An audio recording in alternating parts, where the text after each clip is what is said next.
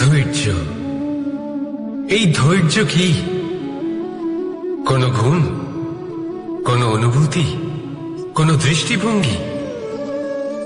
আমার জন্য ধৈর্য এক বাহন। আপনি হয়তো ভাবছেন এ কেমন বাহন? বাহন তো ঘোড়া হতে পারে, হাতি হতে পারে, উটও হতে পারে, কিন্তু ধৈর্যকে বাহন বানানো মানে? চলুন আপনাকে একটা কথা বোঝাই। পৃথিবীতে এমন কোনো বাহন নেই যে তার আরোহীকে আছড়ে ফেলেনি। সেটা উট হোক বা হাতি হোক বা ঘোড়া হোক, চলতে চলতে কখনো নড়বড় করেই বসে। তারপর সেই আরোহী পড়ে কারোর পায়, তারপর পড়ে তার নিজের নজরে। কিন্তু ধৈর্যরূপী বাহন কখনো কাউকে ফেলে না, কখনো না। না সেই আরোহী কারোর পায়ে পড়ে, আর না তো নিজের নজরে। কারণ ধৈর্য আপনাকে বিবেক প্রদান করে। বিবেক আপনাকে পরিকল্পনায় সাহায্য করে, আর পরিকল্পনা প্রদান করে আপনাকে শক্তি, আপনার লক্ষ্যের দিকে অগ্রসর হওয়া। বুঝলেন? ধৈর্যকে সঙ্গে রাখুন, নিজেকে আরো ধৈর্যশীল করে তুলুন। এই ধৈর্যের সাহায্যে আরোহণ করে দেখুন কিভাবে এই বাহন আপনাকে আপনার গন্তব্যে পৌঁছে দেবে। রাধা রাধা।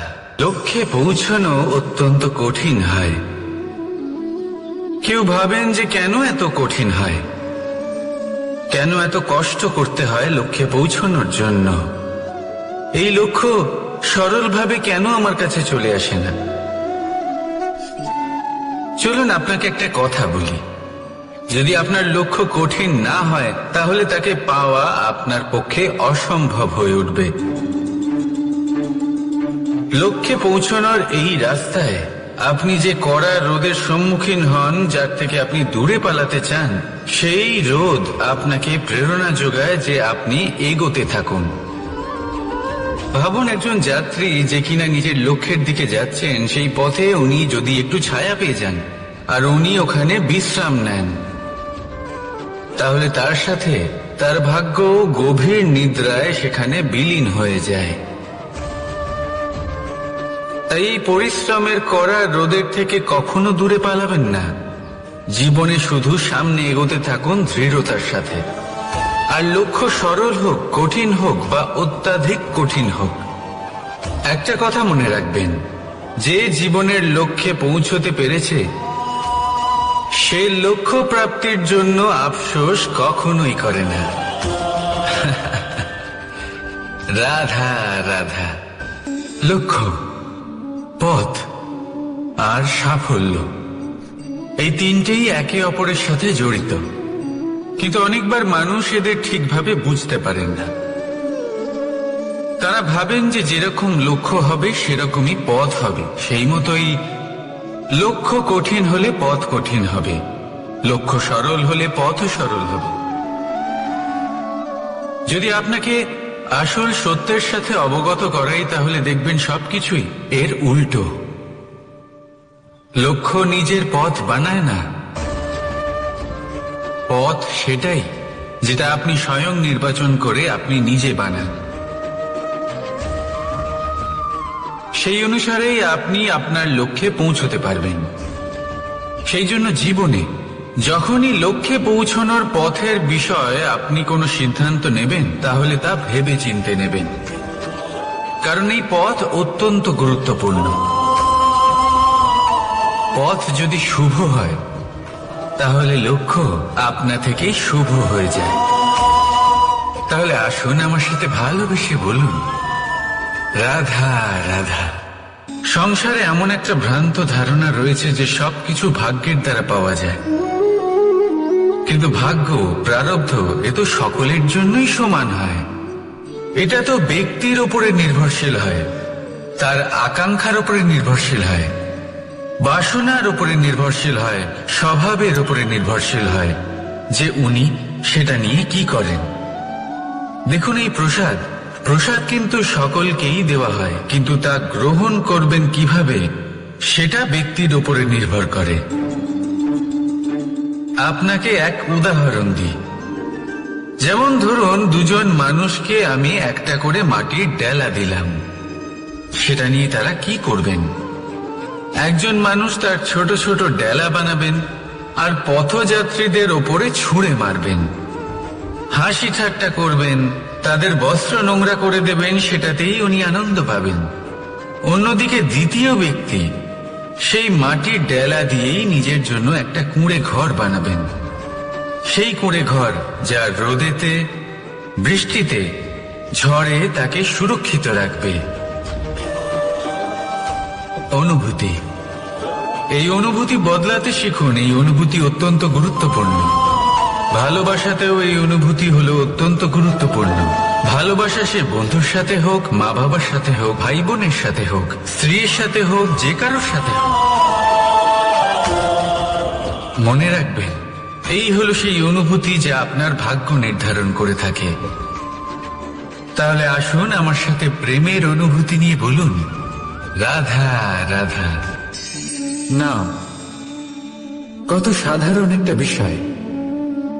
প্রত্যেক মানুষ যে জন্ম নেয় তাকে একটা নাম দেওয়া হয়, যা সে পেয়ে থাকে তার মাতা পিতার দ্বারা, না হলে তার গুরুর দ্বারা, বা কোনো আত্মীয়ের দ্বারা, বা কোনো কাছের মানুষের দ্বারা। এই নামের সাথেই সে আস্তে আস্তে বেড়ে ওঠে। কিন্তু এটাই কি সেই নাম? এই নামই কি সবকিছু? কখনোই নয়। একটা নাম সেটা যা আপনি জন্মের সময় লাভ করেন, যে নামে আপনি কর্মের পথে অগ্রসর হন। আরো একটা নাম সেটা যা আপনি আপনার কর্মের দ্বারা অর্জন করেন। আর এই নামেই আপনাকে সবাই যুগ যুগ ধরে মনে রাখে। আপনার আসল নাম সেটা নয় যা আপনাকে জন্মের সময় দেওয়া হয়েছিল।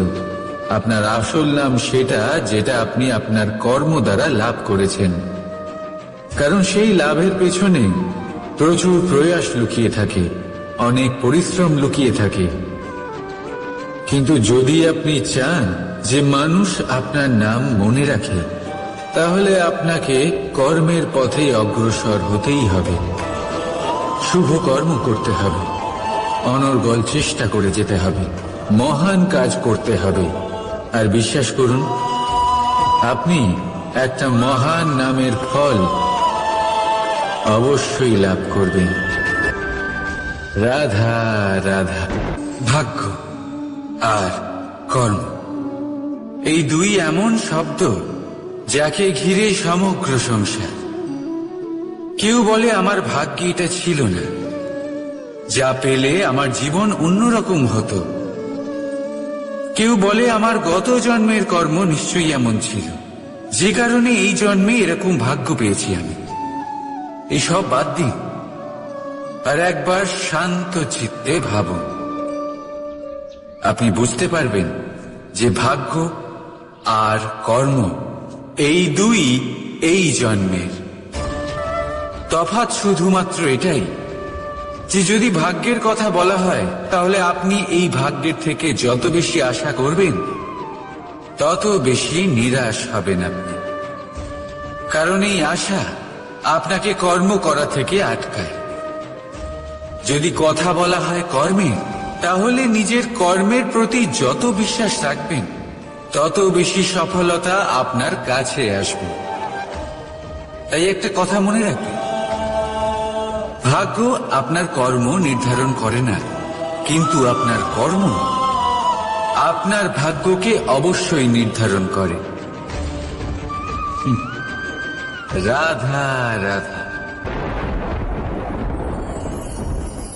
আমি এখানে একা এই বনে বসে আছি, বাঁশি বাজাচ্ছি।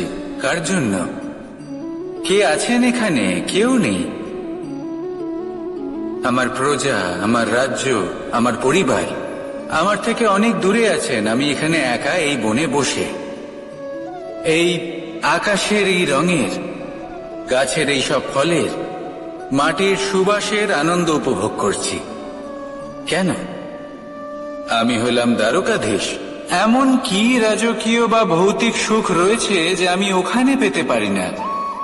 সবকিছুই পেতে পারি, তাও এখানে বনে একা বসে আছি। কোন সুখ খুঁজে চলেছি? একা থাকার সুখ। আমরা প্রত্যেকদিন অনেক মানুষের সাথে, চিন্তাধারার সাথে, কর্মের সাথে, পরিস্থিতির সাথে, সুখ দুঃখের দ্বারা বেষ্টিত থাকি। জীবনের এই চক্রে আমরা জড়িয়ে পড়তে থাকি। যতই আমরা এই সমস্যার সমাধান করি, আমরা ততই এতে জড়িয়ে পড়ি।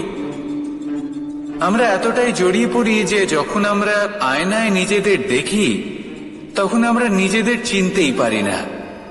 এমন মনে হয় যেন আমরা নিজেদের হারিয়ে ফেলেছি। সেই জন্য প্রত্যেক দিন আপনি কিছু সময় নিজের সাথে কাটান একান্তে। এটা অত্যন্ত আবশ্যক। নিজের অস্তিত্বের গভীরে গিয়ে দেখতে শিখুন, নিজেকে বুঝুন। অদ্ভুত শান্তির অনুভূতি হবে। যেমন এই বায়ু, এই বৃক্ষ, এই পুষ্প, এই নিসর্গ, এদের মতো আপনিও কখনো একলা হতে শিখুন। কখনো নিসর্গের একটা অংশ হয়ে দেখুন। এই মন প্রসন্ন হয়ে বলবে, রাধা। একবার একটা শেয়াল বনে বিচরণ করছিল। ও একটা ছোট্ট শাবক দেখতে পেল। ও ভাবলো, আজ একেই আমি খাবার হিসেবে গ্রহণ করব।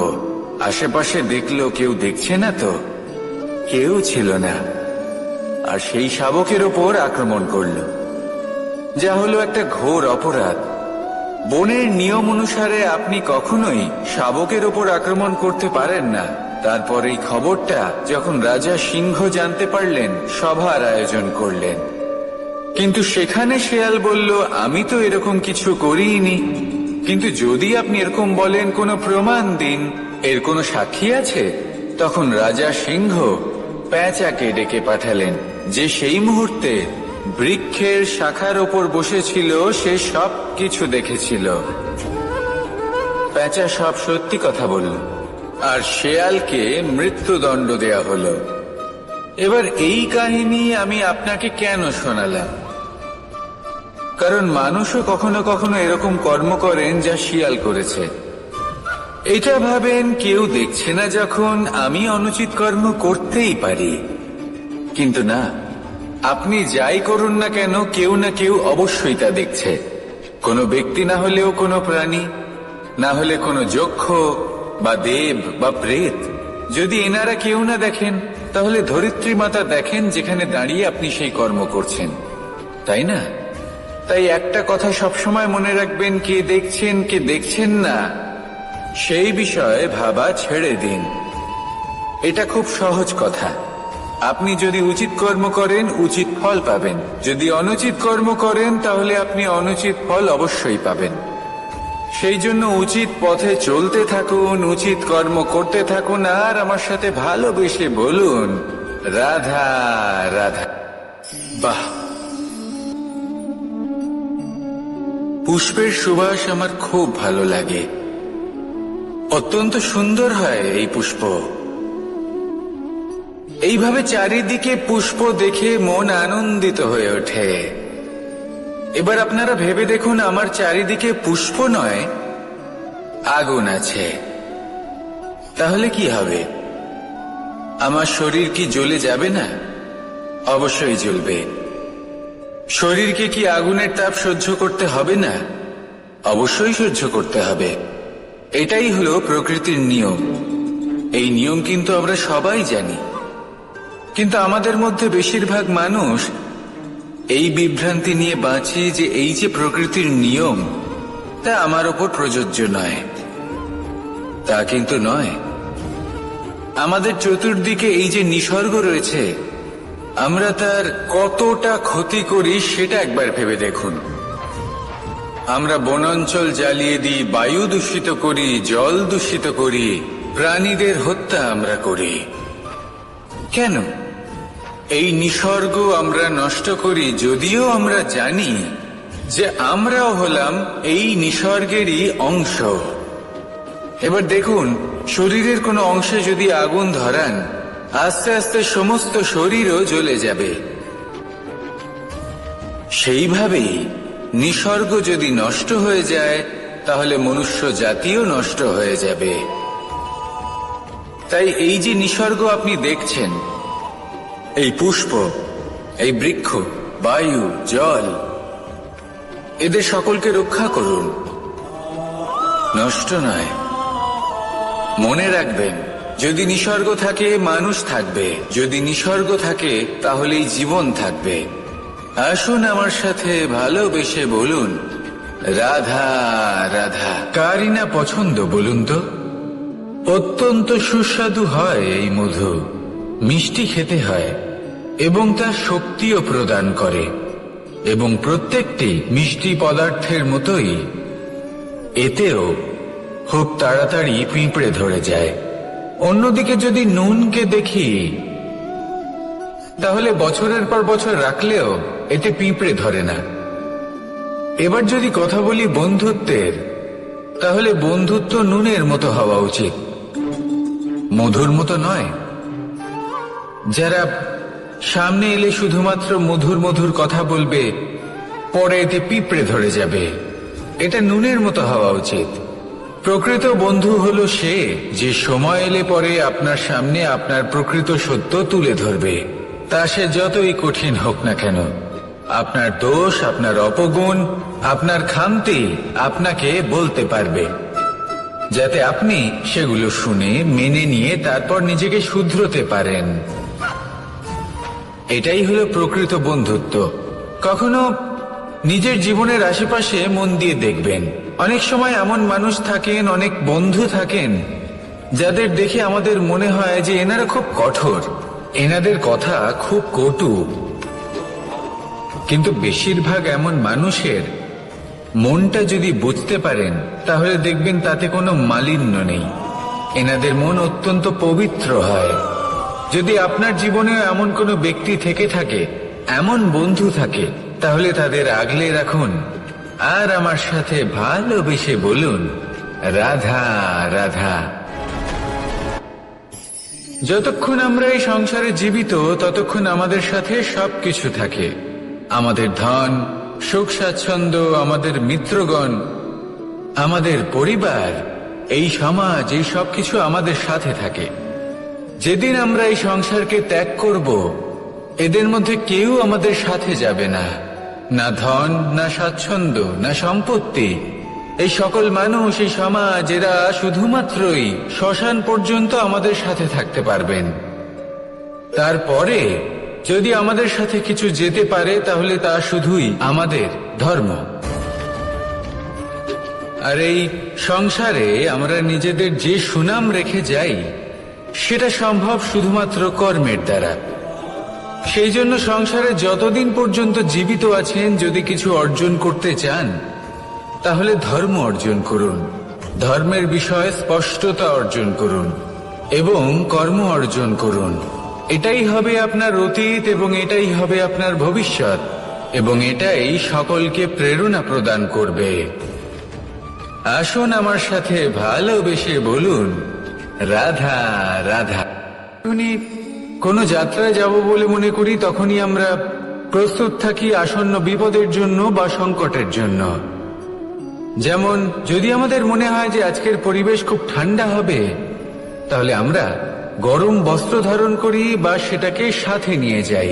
যদি মনে হয় যে বৃষ্টি হতে পারে বা বৃষ্টি হয়ে চলেছে, আমরা দেখছি, তাহলে আমরা একটা ছাতা সাথে নিয়ে নিই।